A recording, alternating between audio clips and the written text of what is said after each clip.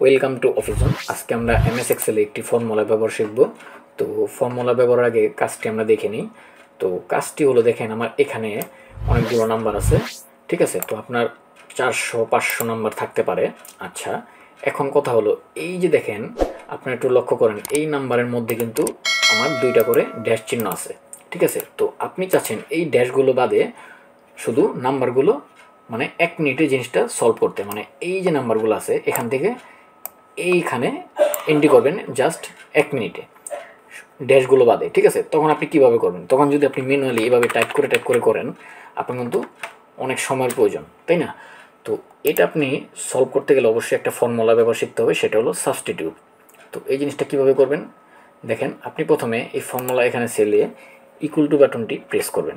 Equal to button press করার পর এখানে সাবস্টিটিউট লিখবেন, কিবোর্ডের সাবস্টিটিউট। দেখেন আমার কিন্তু এখানে চলে আসছে, এই যে সাবস্টিটিউট। জাস্ট আপনি ডাবল ক্লিক করবেন। ডাবল ক্লিক করার পর টেক্সট আমরা কোথা থেকে চাচ্ছি, এই যে টেক্সটটা, এটা সিলেক্ট করে দিবেন। সিলেক্ট করে দেওয়ার পর আপনি একটা কমা দিবেন। কমা দেওয়ার পর ইনভার্টেড কমা দিবেন, তারপর একটা ড্যাশ চিহ্ন দিবেন, আবার ইনভার্টেড কমা দিবেন, এরপর আরেকটা কমা দিবেন। কমা দেওয়ার পর আপনি ডাবল ইনভার্টেড কমা দিয়ে ব্র্যাকেট ক্লোজ করে জাস্ট ইন্টার বাটন প্রেস করবেন।